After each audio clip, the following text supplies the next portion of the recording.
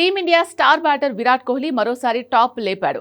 అంతర్జాతీయ టీ20లతో పాటు టెస్టు క్రికెట్కు వీడ్కోలు పలికిన కోహ్లీ కేవలం వన్డే ఫార్మాట్లో మాత్రమే కొనసాగుతున్నా అతని క్రేజ్ ఇస్సుమంతా కూడా తగ్గలేదు. ప్రపంచవ్యాప్తంగా ఈ ఏడాది అత్యధికంగా వెతికిన భారత ఆటగాళ్ల జాబితాలో విరాట్ కోహ్లీ అగ్రస్థానంలో నిలిచాడు. ముఖ్యంగా క్రీడా విభాగంలో ప్రపంచవ్యాప్తంగా అత్యధికంగా సెర్చ్ చేసిన టాప్ ఆటగాళ్ల జాబితాలో ఒకటిగా నిలిచిన కోహ్లీ గ్లోబల్ ఐకాన్గా తన బ్రాండ్ విలువను మరోసారి చాటుకున్నాడు. టీ20 టెస్టు ఫార్మాట్కు దూరమైన కోహ్లీ ఎక్కువ కాలం ఇంటికే పరిమితమయ్యాడు.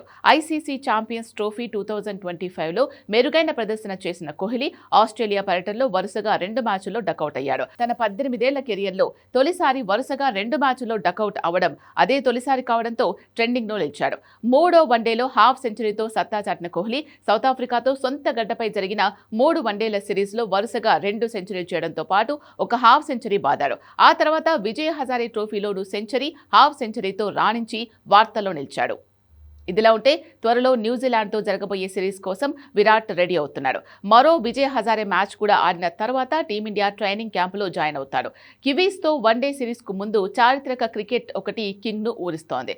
క్రికెట్ లెజెండ్ సచిన్ టెండూల్కర్ పేరిట ఉన్న ఒక ప్రతిష్టాత్మక ప్రపంచ రికార్డును విరాట్ కోహ్లీ బద్దలు కొట్టడానికి కేవలం 25 పరుగుల దూరంలోనే నిలిచాడు. న్యూజిలాండ్తో జరగనున్న 3 వన్డేల సిరీస్లోనే ఈ ఘనత సాధించే అవకాశాలు కోహ్లీకి పుష్కలంగా ఉన్నాయి.